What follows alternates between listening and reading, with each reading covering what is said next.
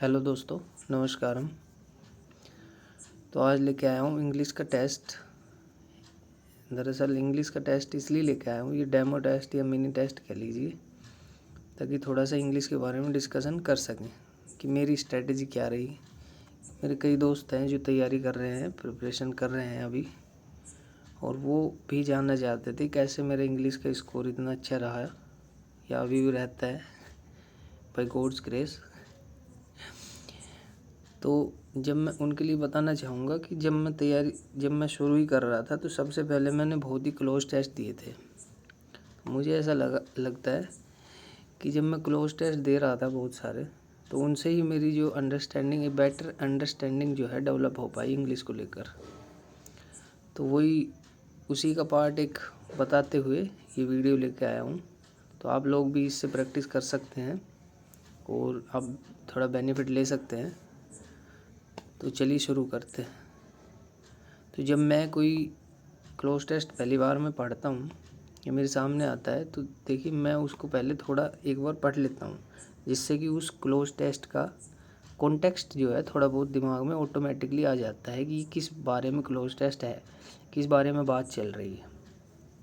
तो ऐसे ही आप भी एक बार पहले शुरू में इसको थोड़ा सा पढ़ लीजिए, ताकि आपका दिमाग एक बार इसका कॉन्टेक्स्ट ले सके। आपको थोड़ा कुछ आइडिया लगेगा जब आप इसके ऑप्शंस देखेंगे। इसके बाद मैं ऑप्शंस भी दिखा रहा हूँ, तो आप एक बार वीडियो को पॉज करके एक बार खुद से इसको पढ़ना और फिर इसको समझ के इसके ऑप्शंस देखते हुए कैसे करते हैं वो देखना। ओके दोस्तों, आपने पॉज करके पढ़ा होगा आई होप। तो मैं कैसे करता हूँ, देखिए जब मैंने इस क्लोज टेस्ट को पढ़ा तो मुझे समझ आया यहाँ थोड़ा सा किसी को बांधने की बात हो रही है। यहाँ पे रिमेन फ्री आ रहे हैं, ऐसे वर्ड्स है, आयरन बार्स आ रहे हैं, किसी को दीवारों और बेड़ियों में डालने की बातें हो रही है। तो हम समझ सकते हैं कि थोड़ा सा खुद ही समझ में आ जाएगा। जब हम इसके ऑप्शंस को पढ़ के देखेंगे तो समझ आएगा कि कौन सा ऑप्शन बेस्ट हो सकता है। तो चलिए फर्स्ट क्वेश्चन के लिए देखते हैं। इसको पहले एक बार पढ़ते हैं। A man can be physically with in stones walls and iron bars. इसके बाद हम जब देखते हैं और ऑप्शंस को देखते हैं, तो प्रिवेल्ड, प्रिवेंटेड, लिमिटेड और कन्फाइंड। जब हम इसको देखते हैं, देखिए जब किसी को कैद किया जाता है तो हमें पता है उसके लिए वर्ड है कन्फाइंड। जब हमें कन्फाइंड दिखता है, जिसने पहले कभी ये वर्ड पढ़ा होगा तो वो समझ जाएगा इसके लिए कन्फाइंड बेस्ट सूटेबल वर्ड है। प्रिवेंटेड किसी को वैसे रोकना होता है, लिमिटेड लिमिट में करना होता है किसी को, तो कन्फाइंड यहाँ के लिए बेस्ट वर्ड है। उसके बाद सेकंड क्वेश्चन के लिए हम देखेंगे। जब हम सेकंड वाले जो है गैप है उसको पढ़ते हैं तो हमें समझ आता है his dash of movement and action में 10 बी। तो उसमें हम सेकंड ऑप्शन के हिसाब से रख के देखेंगे तो हमें समझ आएगा वांट, नेचर, वे। ऐसे ऑप्शंस जब रख के देखेंगे तो पता लग जाएगा कि वो एलिमिनेट हो जाते हैं कई ऑप्शंस। तो अगर एलिमिनेशन एक ऐसा टेक्निक है जो हम यूज़ करते हैं ना, तो हमें एग्ज़ाम में बहुत ही फ़ायदा मिलता है। तो यहाँ हमने जब फ्रीडम को रख के देखेंगे, वहाँ जब फ्रीडम को रख के देखेंगे तो हमें पता लगेगा कि his freedom of movement and action में 10 भी एक प्रॉपर सेंस दे रहा है किसी बात का। फिर ऐसे ही थर्ड ऑप्शन के लिए पढ़ के देखेंगे। थर्ड में क्या हो सकता है, B dash but his mind. यहाँ पे वो ख़त्म करेगा वांट, फ्रीडम, प्रिवेंटेड, रेस्ट्रिक्टेड। जब हम ये सारे वर्ड पढ़ेंगे तो हमें पता लगेगा वांट और फ्रीडम का तो वहाँ सेंस ही नहीं बनेगा, ठीक है। और जिसको थोड़ा सा इंग्लिश की नॉलेज होगी वो समझ पाएगा कि वहाँ बी के बाद किसी वर्ब की फॉर्म चाहिए, तो ये वांट और फ्रीडम तो वैसे भी कैंसिल हो जाएंगे। प्रिवेंटेड और रेस्ट्रिक्ट में थोड़ा सा कन्फ्यूजन हो सकता है, लेकिन प्रिवेंटेड का मतलब कोई काम करने से रोकना होता है और रेस्ट्रिक्टेड मतलब होता है किसी को वैसे ही बांध देना। उसके बाद देखिए फोर्थ ऑप्शन देखेंगे, but is mind and spirit will dash remain free. तो इसमें जब फोर्थ के लिए हम पढ़ते हैं, देखिए क्या हो सकता है, सेल्डम, ऑफन, स्टिल, हार्डली। जब उनको देख के पढ़ेंगे तो हमें पता लगेगा his mind and spirit will still remain free, ये आ सकता है। उसके बाद his hopes and dash idols and ambition will still remain with him. अब देखिए हिज होप्स एंड डैश, तो जैसे पहला ऑप्शन मैंने पढ़ा एस्पिरेशंस, यहीं से पता लगता है कि ये हो सकता है। एट्रीब्यूट्स का मतलब तो किसी के गुण होता है कि कैसे एट्रीब्यूट्स है। अचीवमेंट्स और नीड्स भी वहाँ पे नहीं होगा, तो एस्पिरेशंस वहाँ पे बेस्ट सूटेबल वर्ड है, इस कॉन्टेक्स्ट में बेस्ट सूटेबल वर्ड है जिसमें ये क्लोज टेस्ट बना हुआ है। उसके बाद सिक्स्थ ऑप्शन के लिए पढ़ेंगे, ambition will still remain with him, tyranny और ऑपरेशन कैन। अब सिक्स्थ का देखेंगे तो all tyranny, all little tyranny, full tyranny ऐसे पढ़ के देखेंगे, और नो जब आएगा, नो भी पढ़ के देखेंगे तो हमें समझ आएगा कि नो यहाँ पर बेस्ट होगा। नो टायरनी और ऑपरेशन कैन। सेवन्थ ऑप्शन के लिए प्रिवेंट, प्रिवेल, रिड्यूस, इंटिमिडेट। अब सेवन्थ ऑप्शन जब देखेंगे तो नो टायरनी और operation can intimidate the lover of liberty. इसका सेंस ये पढ़ पा रहे हैं जो समझेगा। प्रिवेंट करना वो रोकना हो जाता है, रिड्यूस कम करना होगा, प्रिवेल भी यहाँ पे सूटेबल वर्ड नहीं है। इंटिमिडेट जब देखेंगे तो ये कहना ये चाहता है कि नो टायरनी और operation can intimidate the lover of liberty. इसके बाद जब हम अगला देखेंगे, the cruelty of the British only, rarely, hardly, narrowly. जब हम ये रख के देखेंगे, the cruelty of the British only increase the झील एंड, तो ओनली यहाँ पे बेस्ट सूटेबल वर्ड मिलेगा। उसके बाद इंक्रीज द झील and mind, determination, want, discrimination. अब देखिए एंड के बाद आ रहा है झील and determination of the freedom fighters. हम समझ सकते हैं डिटर्मिनेशन मीन्स होता है दृढ़ निश्चितता, है ना, मतलब कि बहुत ही कोई ठान के बैठा हो ना, तो उसे कहेंगे डिटर्मिनेशन। जैसे सभी बच्चों ने ठान रखी है, उनकी डिटर्मिनेशन है कि उन्हें एक जॉब चाहिए ही चाहिए, और वो भी गवर्नमेंट जॉब, बताओ। उसके बाद 10th क्वेश्चन पे आते हैं, no prison, no operation, no operation can ever dash the invincible spirit of man. हम समझ सकते हैं इसमें कॉन्टेक्स्ट जब पढ़ेंगे, kindle, lower, reject, extinguish. Kindle का मतलब तो वैसे ही आग लगाना हो जाता है, ये किसी को भड़काना भी हो सकता है या उत्साहित करना भी हो सकता है। रिजेक्ट का मतलब बिल्कुल एकदम रिजेक्ट करना ही होता है। एक्सटिंग्विश का मतलब होता है बुझाना, एक्सटिंग्विश का मतलब आग बुझाना भी हो सकता है। एक्सटिंग्विश का मतलब किसी का उत्साह कम करना भी हो सकता है।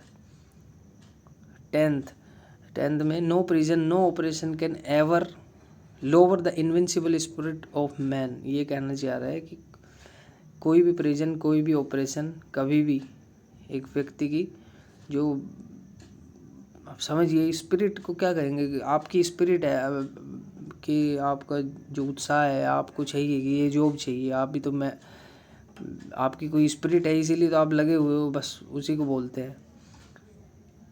तो आप समझ सकते हैं कि no prison, no operation can ever lower the invincible spirit of man. Invincible का मतलब जिन्हें नहीं पता है उन्हें बता दूं, इनविंसिबल होता है जिसे जीता ना जा सके। ये वन वर्ड के लिए भी आता है, one which can not be intimidated भी बोल सकते हैं, कैन नॉट बी डिफीटेड बोल सकते हैं, ऐसे कि जिसे जीता ना जा सके इनविंसिबल होता है। तो ऐसे हम क्लोज टेस्ट को कर लेते हैं। उसके बाद मैंने कुछ और भी इसमें ऐड किए हुए हैं, जैसे कि वन वर्ड किए हैं, अच्छे वन वर्ड किए हैं, आप देख सकते हैं। An extract from a book of writing, इसे बोलते हैं कि किसी भी एक जो लेखन काम है, लेखन कार्य है, उसका छोटा सा हिस्सा अगर उठा के देखा जाए तो उसको एक्सेप्ट बोलते हैं। इससे समझ भी सकते हैं, अगर किसी को नहीं पता है तो थोड़ा सा आइडिया भी ले सकते हैं। देखिए रिव्यू जो है, ऑप्शन एलिमिनेशन पे जाएंगे। रिव्यू का मतलब है किसी को दोबारा देखना। फुटनोट, फुटनोट का मतलब है कोई भी चीज़ जब के लास्ट में कोई चीज़ ऐड की जाती है तो फुटनोट कहलाती है वो। जिन्होंने कंप्यूटर थोड़ा बहुत चलाया होगा, अब तो पढ़ना भी पड़ेगा एसएससी के लिए, तो फुटनोट फुटर होता है, वो लास्ट में ही तो ऐड होता है। तो फुटनोट भी किसी चीज़ के लास्ट में ऐड होता है। प्रीफेस है, प्री से समझ आता है किसी चीज़ से पहले, पहले की चीज़ है। वैसे प्रीफेस का मतलब होता है कि जो है उसके बारे में बताना है कि पहले की चीज़ है, वो प्रीफेस है, ठीक है। प्रीफेस का मतलब प्रीएम्बल जैसे प्रस्तावना है, ये प्रीफेस बोलते हैं किसी का शुरुआती काम, बोल सकते हैं, बिल्कुल फ्रंट पेज बोल सकते हैं, प्रीफेस बोल सकते हैं, शुरू में कुछ ऐड किया है प्रीफेस बोल सकते हैं। A word that reads the same backwards as forwards. ऐसे वर्ड्स देखिए जो शुरू से लिखे और पीछे से लिखे तो दोनों बार सेम ही लिखे जाएंगे। ऐसे वर्ड्स को पैलिंड्रोम बोलते हैं। ये पैलिंड्रोम कैसे होते हैं, देखिए जैसे लेवल एक वर्ड है, आप लिख के देखिए, लेवल LEVEL, इसे चाहे सीधे लिखिए चाहे पीछे से वापस इसकी स्पेलिंग लिखिए, दोनों तरफ से सेम ही लिखी जाएगी। ऐसे वर्ड जो सामने से और पीछे से दोनों तरफ से एक ही स्पेलिंग होती है, उनकी सेम ही होती है, तो वो पैलिंड्रोम बोले जाते हैं। होमोफोन, होमो जब भी कोई वर्ड है, होमो दो लोग एक जैसे होते हैं, दो लोग कुछ सिमिलरिटी दोनों में होती है तो होमो बोलते हैं। होमोफोन मतलब कि दो आवाज़ें जो एक जैसी होती है, जिनको बोलने से एक जैसी आवाज़ आती है। एक्रोनाइम क्या किसे बोलते हैं, देखिए एक्रोनाइम कोई बड़ा शब्द होता है, उसकी शॉर्ट फॉर्म करके लिख देते हैं हम, जैसे कंप्यूटर में भी कई शॉर्ट फॉर्म्स लिखी जाती है। प्राइम मिनिस्टर को अगर हम सिर्फ PM करके लिख देते हैं तो वो एक्रोनाइम हो गया, उस प्राइम मिनिस्टर के लिए एक्रोनाइम है PM। तो शॉर्ट फॉर्म में लिख देना किसी के पहले अक्षर उठा के, उसे एक्रोनाइम बोलते हैं। मैसोचिस्ट क्या होता है, मैसोचिस्ट देखिए वो होता है जो खुद को नुकसान पहुंचा के जिसे अच्छा लगे। कई ऐसे प्यार के मरीज हो जाते हैं जो खुद को कट लगा लेते हैं हाथ पैरों में, पता नहीं क्या क्या, तो वो मैसोचिस्ट टाइप के लोग होते हैं। इसके बाद आते हैं टेक ग्रेट प्लेजर। देखिए जो बहुत ही प्लेजर का मतलब जो पार्टी एनिमल हो, जो मतलब बहुत आनंद ले, बस हर चीज़ जहाँ जाए बस छा जाए, उस टाइप की मानसिकता रखते हो, पार्टी करने वाले हो, खुश रहने वाले हो, तो उनको रेवल बोलते हैं। सेटिस्फाइड का मतलब तो जो संतुष्ट है, ठीक है। ओवरऑल का मतलब आप समझते, ओवरऑल मतलब कि किसी को एग्जामाइन करके कुछ ठीक करना, किसी को जो थोड़ा सा ठीक करें किसी को, तो ओवरऑल बोलते हैं। ओवरऑलिंग प्रोसेस भी बोलते हैं, ये थोड़ा ठीक हो रहा है उस चीज़ से रिलेटेड। इसके बाद हम आते हैं to die with honour is better than live with dishonour. इसमें एरर बताना है दोस्तों। तो SSC का एक बहुत ही अच्छा कॉन्सेप्ट पे ये पूछती है, कई बच्चों को ये समझ नहीं आता है। जब कंपैरिजन वाला आए ना तो वो सेंटेंस को आपको ध्यान से पढ़ना चाहिए। दो चीज़ों में जब कंपैरिजन करवाएंगे ना वो लोग, तो दोनों साइड में कंपैरिजन से पहले भी और उसके बाद में भी जिन दो चीज़ों में होगा वो दोनों सेम तरीके से लिखी होनी चाहिए। इंग्लिश की नॉलेज रखने वालों के लिए बता दूं, जैसे पास्ट पार्टिसिपल का पास्ट पार्टिसिपल से ही कंपैरिजन हो सकता है, नाउन का नाउन से ही हो सकता है। तो इसमें जब to die with honour is better लगाया हुआ है ना, तो then to live with dishonour होगा। तो सेकंड वाली बात है वो भी उसी मैनर में लिखी जाएगी जैसे कंपैरिजन वर्ड से पहले की जो बात लिखी गई है। तो यहाँ पे ऑप्शन जो है C कह सकते हैं इसको, टू लिव विद डिसऑनर, ये इसका सही जवाब होगा। 15th क्वेश्चन जो है, he did not went Alwar yesterday. ये भी SSC का तो फेवरेट ही है ये, हालांकि बहुत ही टुच्चा सा एरर है। देखिए वो डिड लगा के देंगे आपको और उसके साथ सेकंड वर्ब की सेकंड फॉर्म भी दे देंगे। तो आपको ध्यान रखना है कि जब डिड लगा रहेगा तो हमें फर्स्ट फॉर्म ही यूज़ करनी होती है, लेकिन एग्ज़ाम में हम ध्यान नहीं देते इस चीज़ को पढ़ते पढ़ते, तो वो ध्यान रखना है। वेंट नहीं होगा, वेंट की जगह गो होगा। इसके बाद अगले पे चलते हैं। यहाँ मैंने PQRS भी ऐड किए हैं, PQRS की प्रैक्टिस कर सकते हैं आप। PQRS करने का सही तरीका क्या है, सही तरीका ये है कि जब कोई सेंस समझ में नहीं आए ना, आपको PQRS का कुछ आइडिया ही नहीं लगे किस बारे में बात हो रही है, तो सबसे बेस्ट अप्रोच होती है कि जो उसके ऑप्शंस है ना वो पढ़िए और उसमें से देखते हुए ये आइडिया लगाइए कौन एक के बाद दूसरा आ सकता है, मतलब किसकी जोड़ी बन सकती है, या फिर पहले कौन सा आ सकता है या लास्ट में कौन सा आ सकता है। ऐसे बना के हम थोड़ा सा आसान कर सकते हैं और ऑप्शन एलिमिनेशन से भी इस क्वेश्चन को थोड़ा सा आसानी से किया जा सकता है। जैसे पहले में पढ़ेंगे द सेकंड नेम्ड मोटिव, इसको अगर हम देखें तो इसमें जोड़ी बनाने के लिए जाएंगे, जब हम जाएंगे तो आखिरी लाइन के साथ भी इन द ह्यूमन नेचर के साथ भी हम किसी एक लाइन की जोड़ी बना के देख सकते हैं कि लास्ट में क्या होना चाहिए बेस्ट पॉसिबल। तो जैसे ऑप्शन की तरफ देखें तो लास्ट में या तो ऐसे या क्यों है, तो लास्ट लाइन के साथ जब देखेंगे एस को लगा के recognition and consideration in the human nature, ये भी हो सकता है। और क्यू को जब देखेंगे तो lies firmly fixed in the human nature, Q भी हो सकता है। तो अगर पहले पढ़ेंगे तो हमें पता लगेगा कि एस और क्यू दोनों ही हो रहे हैं। तो हम शुरुआत की तरफ जा सकते हैं। द सेकेंड नेम्ड मोटिव, आर से देखेंगे पहले। The second named motive ambition और in milder terms, in milder terms the aiming at recognition and consideration lies firmly fixed in the human nature। देखिए जैसे पढ़ते ही भी थोड़ा लगा कि हाँ ये ऑप्शन जो है आरपी की जोड़ी लग रही है। जब आरपी को आपने पढ़ा और इन माइल्डर टर्म्स यानी कि सौम्य शब्दों में अगर कोई बताया जाएगा दूसरी बात तो वो बताएगा the aiming at recognition and consideration. ऐसे जोड़ी बना के हमें पता लगा कि आरपीएस जो है एक जोड़ी बन गई। ऐसे ये क्वेश्चन किया जा सकता है। बी इसका सही जवाब है। The works of William Shakespeare. अब 17th क्वेश्चन को जब हम पढ़ रहे हैं तो इसमें भी सेम कर सकते हैं कि या तो हम लास्ट को देख लें या शुरू में देख लें। तो शुरू में देख सकते हैं आर आ सकता है क्या, the works of William Shakespeare such common expressions. तो आर तो इसका लग नहीं रहा है। एस को पढ़ेंगे the works of William Shakespeare with A number of phrases, इसको पढ़ेंगे। फिर पी को पढ़ के देखते the works of William Shakespeare have provided us the works of William Shakespeare that have become. P और क्यू मोस्ट सूटेबली आपको पहले एलिमिनेट करोगे तो पी और क्यू वाले में आप कंफ्यूज हो सकते हो, जो सी और डी ऑप्शन है। तो सी को पढ़ के देखेंगे। जैसे अब इसके बाद क्या है कि किसी भी जैसे पी और एस है या क्यू और पी है, इन दो की जोड़ी पढ़ के देख सकते हैं या पी एस की जोड़ी पढ़ के देख सकते हैं।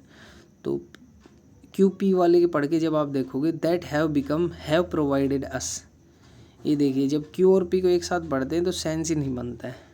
और जब पी एस को एक साथ पढ़ के देखते हैं have provided us with number of phrases that have become, क्यू को भी जब पढ़ के देखेंगे that have become such common expressions that few realise their source. जब आप ऐसे ऑप्शंस की हेल्प से जोड़ियाँ बनाते हुए पढ़ के चलेंगे तो आपको बेटर समझ आएगा कि क्या हो सकता है। तो ये 18th पे चलते हैं। An overall picture literary situation. जब आप 18th क्वेश्चन के साथ शुरू में ही पी को पढ़ेंगे तो समझ में आएगा कि पी तो जम ही नहीं रहा है, इसलिए अगर ऑप्शन में पी है तो वो काट ही देंगे कि हाँ ऑप्शन सी तो होगा ही नहीं। अच्छा एस और क्यू के साथ पढ़ सकते हैं an overall picture in some of the, जब एस को पढ़ रहे हैं तो एस हो सकता है an overall picture in some of the, लेकिन किसी चीज़ की तो पिक्चर होगी जब पिक्चर है तो। और ऑप्शन में देखते हैं तो क्यू एस की जोड़ी एस आर की जोड़ी in some of the major languages Q S of the, Q से पढ़ेंगे an overall picture of the present. हाँ जब हम क्यू को इसके साथ पढ़ रहे हैं ऑप्शन ए और डी में कंफ्यूज हो सकते हैं। तो एक को जब इसके साथ पढ़ रहे हैं an overall picture of the present literary situation in some of the major languages is discussed here, ये हो सकता है। तो ए ऑप्शन इसका सही जवाब है। जब आप इसको ऐसे पढ़ेंगे ना, इसकी जोड़ियाँ बना के करेंगे तो बेटर अप्रोच रहेगी वो इस क्वेश्चन को करने की। 19th क्वेश्चन के लिए चलते हैं दोस्तों। The reporter dash for a while before asking his next question. तो the reporter abstained for abstained, हमेशा पहली बात एब्सटेंड किसी चीज़ से दूर रहने को बोला जाता है। तो किसी चीज़ से दूर रहेंगे तो फ्रॉम का इस्तेमाल करेंगे, एब्सटेंड फ्रॉम आता है। और एब्सकॉन्ड जो है the reporter abscond for a while, reporter abscond होता है जो लॉ से भाग रहा है, कानून से जो भाग रहा है। तो रिपोर्टर कानून से तो भागेगा नहीं। डिबेटेड होगा for a while before ask, next question जब वो पूछेगा उससे पहले वो हेजिटेट कर सकता है। जब हम ऑप्शंस पढ़ेंगे तो ज़्यादा बेटर समझ आएगा कि हेजिटेटेड इसका एक बेटर ऑप्शन है। तो ऑप्शन डी चूज़ करके हम आगे बढ़ते हैं। 20th question. The chairperson burst dash my suggestions. ये क्वेश्चन मैंने ऐड किया है ताकि आप थोड़ा सा इसको जब एक बार पढ़ेंगे ना आप इसको तो आपको ऑटोमेटिकली याद हो जाएगा। ब्रस्ट असाइड आता है, the chairperson burst aside my suggestion. इसका मतलब होता है ब्रश असाइड करने का मतलब है किसी चीज़ को दरकिनार करना, बिल्कुल कोई महत्व ही नहीं देना। किसी ने कहा आपने उसकी कोई सुनी नहीं, कोई मानी नहीं, उसी को ब्रश असाइड करते हैं। The chairperson burst aside my suggestions, इसमें कहना चाह रहा है कि चेयरपर्सन ने मेरे सजेशंस को मतलब कुछ समझा ही नहीं। तो थैंक्स दोस्तों, ये ख़त्म हुआ। ये 20 क्वेश्चन का मैं एक डेमो टेस्ट लेके आया था, थोड़ा बहुत आपको समझ आए। और ऐसे ही थोड़ा प्रैक्टिस कर सकते हैं आप, रोज़ थोड़ा थोड़ा करेंगे तो अभी बहुत टाइम है, आने वाले एग्ज़ाम्स में आपको फ़ायदा मिलेगा। रोज़ आइएगा और यहीं पे थोड़ा प्रैक्टिस कीजिएगा। धन्यवाद।